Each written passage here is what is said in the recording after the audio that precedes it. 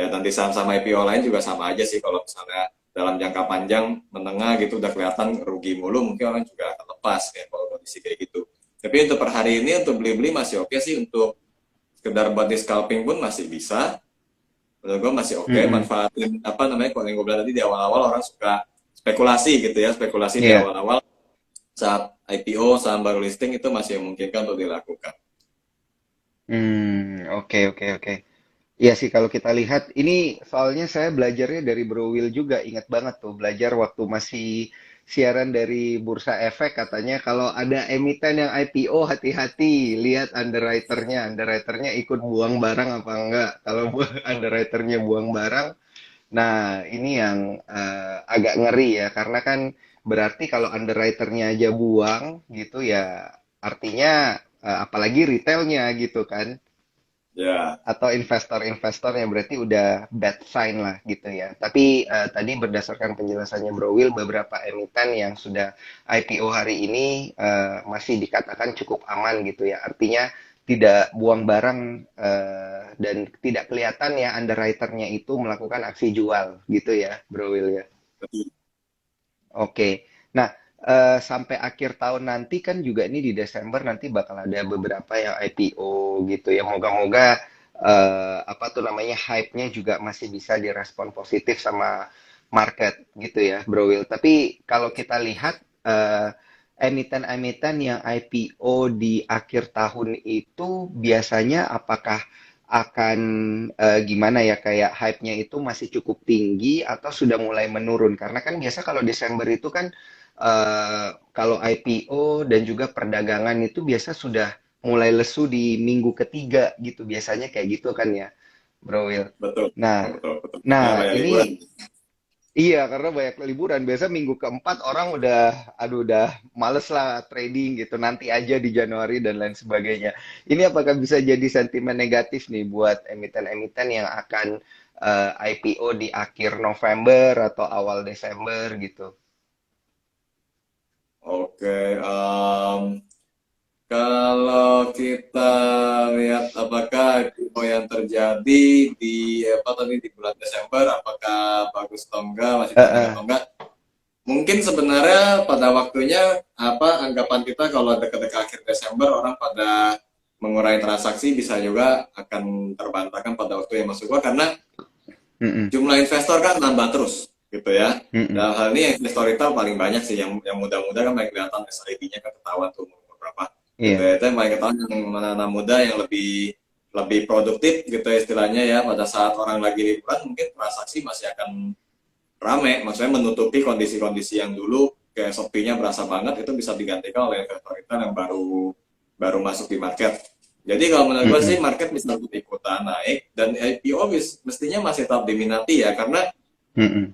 pada saat window dressing ada kondisi yang seringkali mengecoh orang, di mana lihat IHSG yang naik, tapi karena ada kendala misalnya memilih sahamnya salah gitu ya, akhirnya kebeli Mm-mm. saham yang nggak bisa naik gitu. Jadi ya saya lari-larinya ke saham-saham IPO atau tetap miner gitu. Jadi menurut gua sih Iya. IPO masih tinggi peminat sih di bulan Desember sekalipun ya, karena Mm-mm. memanfaatkan atau mempertimbangkan kondisi tersebut, di mana kalau kita lihat window dressing IHSG naik betul, tapi kan belum tentu semua saham naik, dan bisa aja ada yang melakukan pembelian saham tertentu ternyata habis dibeli malah ya bukan termasuk yang ikut naik gitu. Jadi ya overall menurut gua masih bagus lah, masih bisa lah. Hmm.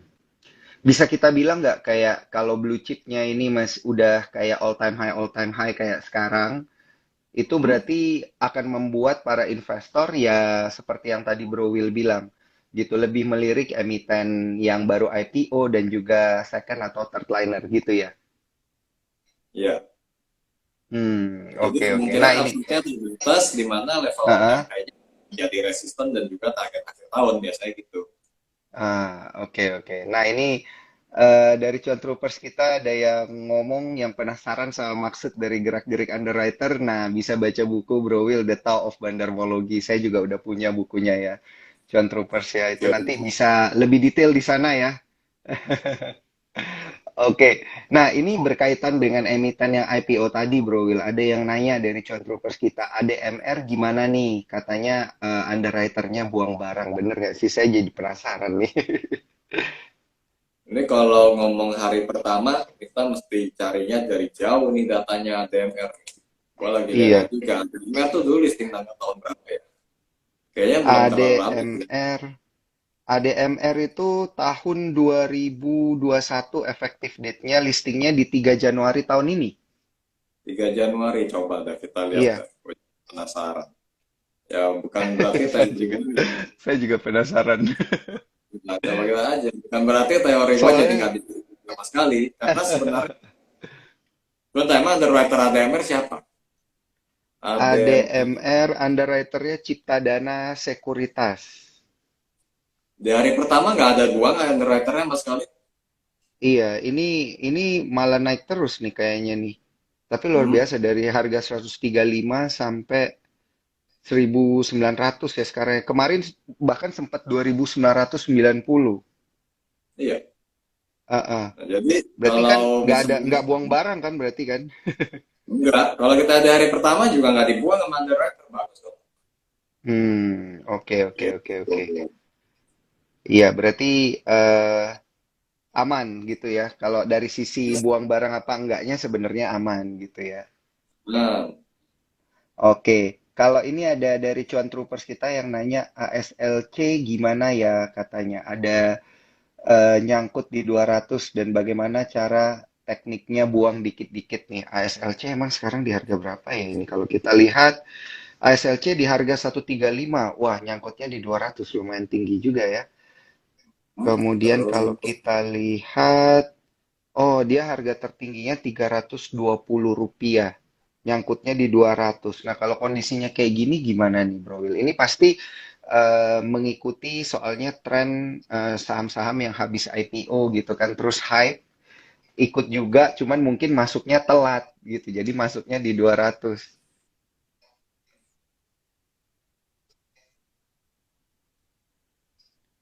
Kalau kita lihat ini gimana lagi. nih Bro Will?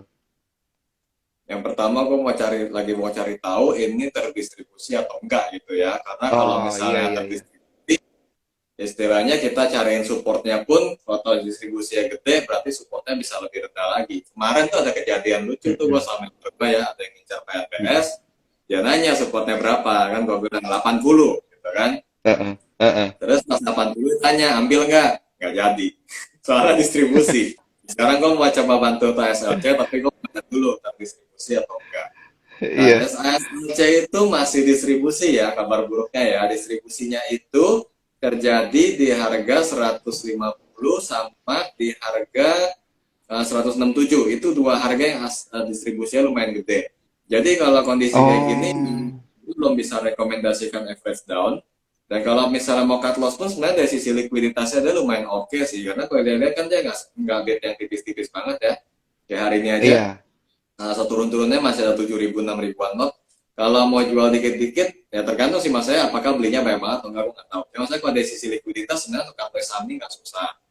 Cuman ya Mm-mm. gitu, dasar masih distribusi juga, belum bisa disangka untuk averaging down nih, karena khawatirnya kalau bicara support sebenarnya terukur ya, kalau secara teknikal support 130. Takutnya kalau distribusinya besar, 130 bisa lewat. Jadi untuk saat ini mungkin wait and see dulu ya. Kita belum bisa Mm-mm. rekomendasi averaging down atau gimana. Kalau cut loss sih terserah. Maksudnya gini, kalau misalnya udah males nunggunya, ya mau cut loss sih nggak apa-apa, terserah. Cuman Mm-mm. kalau untuk mengukur support dan merekomendasikan averaging down dari gua sekarang belum bisa karena distribusinya masih besar gitu. Oke, oke, oke. Kalau dia distribusi berarti masih ada potensi dia bakal turun lagi gitu kan ya, Bro Will ya? Betul. Oh, oke, oke, oke. Berarti belum direkomendasikan. Hari ini soalnya ASLC sudah di harga Rp136 per unit saham. Wah, ini sih kalau kita lihat udah lumayan year to date low ya. Tapi kalau emang masih distribusi ya berarti harus hati-hati lah ya ini untuk kalau memang mau bertransaksi di emiten tersebut. Nah, saya juga pengen tanya tuh tadi emiten yang disebutin sama Bro Will ada PNBS gitu. PNBS sama grupnya Panin belakangan ini kok kayaknya banyak yang ngelirik gitu. Gimana di komentarnya nih, Bro? Oh, sebenarnya kalau kita lihat waktu itu kan grup-grup saham-saham grup panin naik kan karena sebenarnya sentimennya yang beneran ada itu di PNB ya kan, tapi itu yang lain ngikut-ngikut kan, ikutan naik. Kenapa Iya. PNBS lebih tinggi? Kalau menurut gua sih karena fraksi harga aja sih. Dia 1-2 poinnya itu udah gede banget gitu loh. Jadi mungkin untuk yang suka apa ngincar-ngincar saham yang buat cari scalpingan, fraksinya gede, satu Mm-mm. dua poin itu tetap mungkin pilihannya ke PNBS. Tapi kalau yang benar-benar Hmm. sentimen, atau gua doang kan. Oke, oke, oke, oke, oke. Ini eh tadi ada yang bilang, tadi Bro Will bilang supportnya di 80 ya, Bro ya. Nah, waktu itu ya minggu lalu mobil lah supportnya 80. Nah, Oh terus ya. untuk ke 80 tanya jadi beli nggak jadi. Habis distribusi nggak berani lah.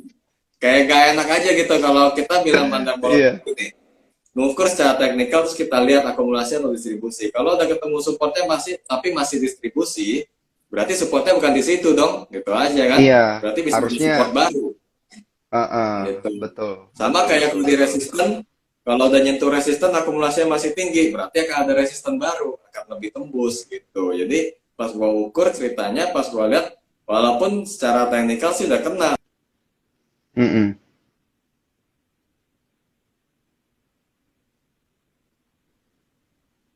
Cek, iya, oke, udah connect lagi nih, Bro. Tadi secara teknikal udah kena gitu ya, tapi kita harus ngelihat dia akumulasi atau distribusi gitu ya. Tadi lo punya kamera ketutup. Oh, Oke, ini udah sip, muncul sip, nih, sip. udah muncul nih. Cek, oke.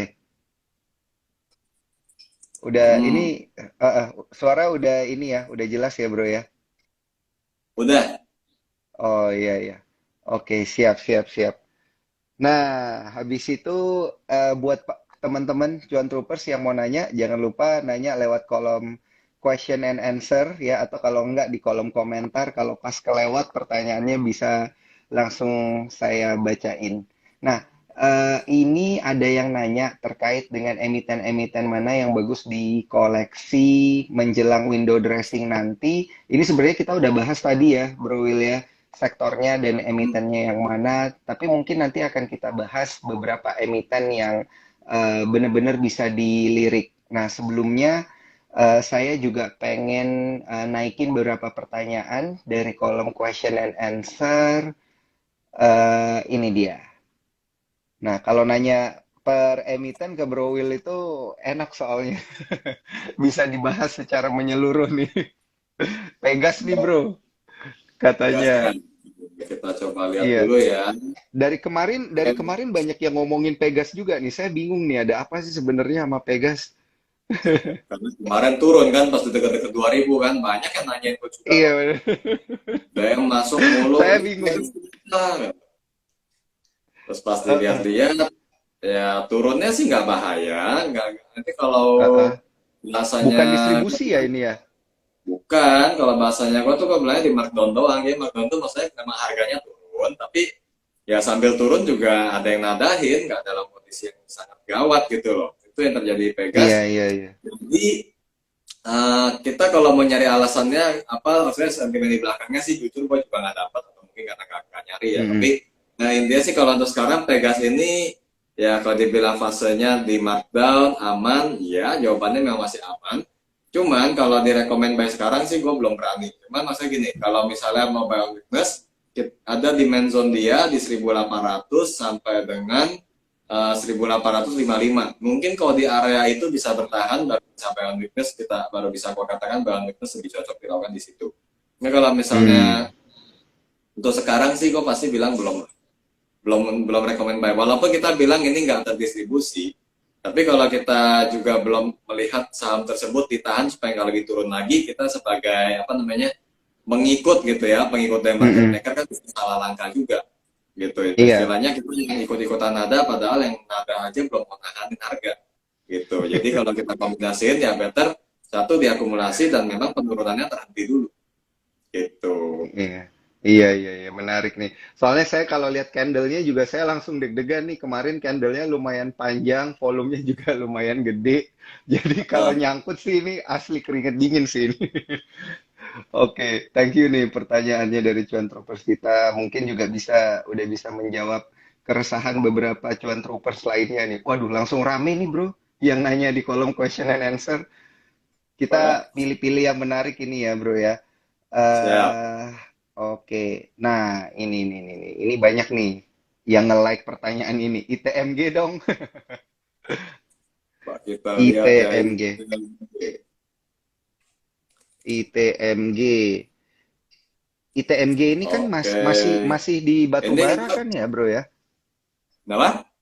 Masih di batubara kan ya? Saya ingat banget soalnya waktu itu diajarin investasi ya sama Bro Will itu. Bro Will kan pernah kasih tahu kalau mau yang Hmm. lumayan aman, tapi berapa tahun lalu nih, waktu dividen yieldnya ITMG jadi yang paling tinggi gitu kan? Iya. Eh, Apakah sekarang masih sama nih kondisinya untuk ITMG? untuk hal dividen yield masih sama. Cuma kalau untuk Mm-mm. siklusnya batu bara, ini kok ngomong secara keseluruhan aja ya, gua sih melihat batu bara agak-agak jenuh ya. Jadi kemungkinan, nah itu kan yang sama yang nanya juga tulis tuh, oil price nyungsep gimana ya? Memang secara sentimen udah jelek. Iya. Gitu. Jadi eh, kondisi begini mungkin kan untuk saham-saham batu bara untuk melemah. Dan ITMG ini walaupun sekarang kelihatannya masih agak sideways ya, gue bilang agak sideways karena ini gue menarik support berikutnya aja. Kalau support pertama udah tembus, support pertama itu mm-mm. ada di tiga, sebentar. Support pertama itu ada di, support pertama itu ada Mm-mm. di 22.500 itu sebenarnya udah lewat. Mm-mm. Belum belum. Sorry salah, gue salah cap. Aduh, sorry salah. Gue ulang ya. Iya, iya, iya. Untuk Iya, siap. requestnya di mana ITMG support pertamanya itu ada di 43.975 ya. Tadi salah Heeh, salah sorry.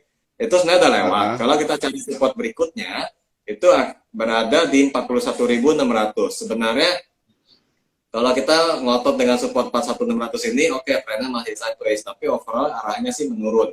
Dalam hal ini gue nggak lihat cuma akumulasi dan distribusi, beberapa indikator secara teknikal kayak MACD itu sudah memperlihatkan juga bearish divergence. Sebenarnya sih menurut gue arahnya turun ya untuk saham-saham batubara untuk saat ini ya, dan including ITMG. Hmm, Dalam hal ini ITMG iya, nggak iya, boleh iya. kecuali yang kalau menurut gue wajar sih karena waktu 2021 di sideways habis saham-saham batubara, 2022 ini mulai booming dan ini udah dekat-dekat akhir tahun. Kalau ada profit Mm-mm. taking, penguatan terhenti ya itu biasa sih sebenarnya.